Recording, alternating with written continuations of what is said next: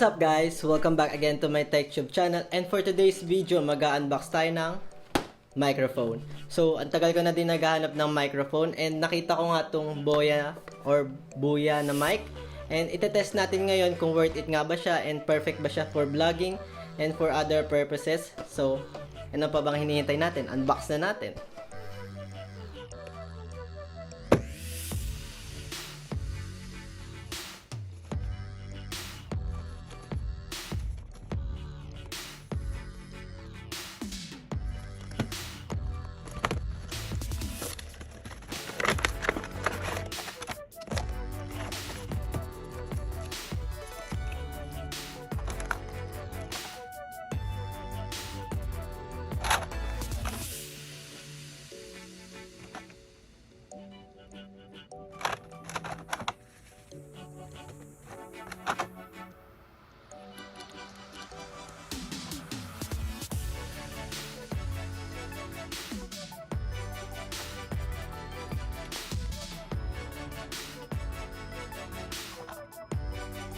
So ayun na guys, nakita nyo na yung ating unboxing. Titingnan naman natin ng kanyang mga features. Compatible na siya guys to almost all of our gadgets, katulad na lang ng smartphone, DSLR camera, tablets, audio recorder at marami pang iba. And for the body ng mic, gawa siya sa metal at nakikita ko naman na okay yung pagkakagawa sa kanya. Hindi rin siya di-battery guys, so okay na okay din yon. Meron na rin siyang professional fur windshield na kung saan marereduce niya yung mga wind na tumatama dun sa microphone, and mamaya itetest natin yan. At syempre guys, plug and play na lang talaga siya. I-connect mo na lang siya sa inyong mga gadgets and you're good to go.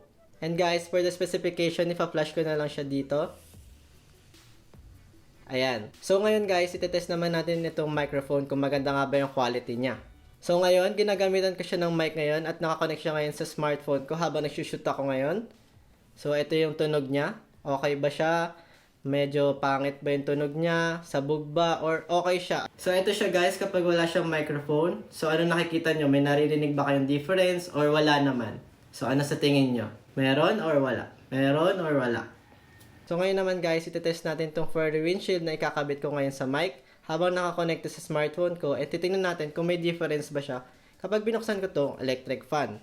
So ayun na nga guys, nakakabit na yung ating furry windshield at try ko naman buksan itong electric fan kung maririnig ba siya or malilesen niya yung pagtama ng hangin dito sa microphone.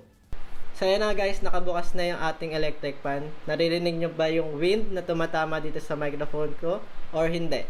So ano ba? Naka number 1 yung aking electric fan. At malinaw pa ba yung aking boses or hindi? Ngayon naman guys, ito-turn ko yung aking electric fan sa number 2. Titingnan natin kung nabablock niya pa rin ba talaga yung wind dito sa ating microphone. So ayan na guys, number 2 na siya, and clear pa rin ba yung boses ko or hindi? Malinaw pa rin ba siya or meron pa bang difference na nangyayari? Ito na guys, itotodo ko na yung aking electric fan sa number 3. Titingnan natin kung maganda nga ba talaga itong effect ng furry windshield dito sa microphone. So ano napapansin nyo guys, number 3 na yung ating electric fan. Naririnig ba siya or hindi? Nalilesen niya ba? So ano guys, ano sa tingin nyo?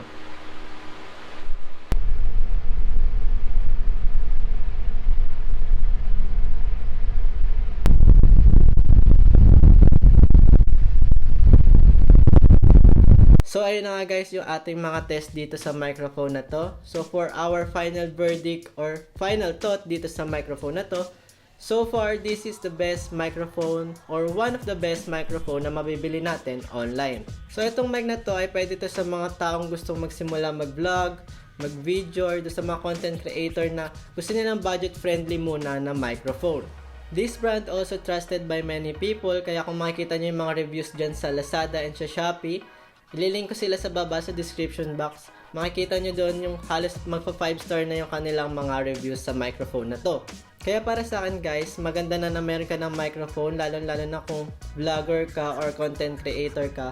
Dahil katulad ko, yung mga videos ko, yung mga previous video ko, ine-edit ko pa yung mga audio doon dahil nga may naririnig pang mga background noises.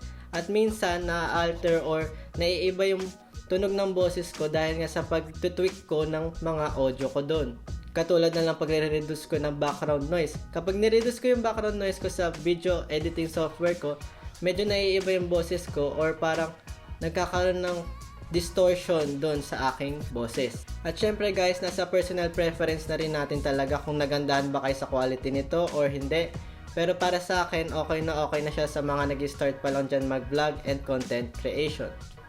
So, if you like this video, don't forget to like and subscribe and see you on the next one.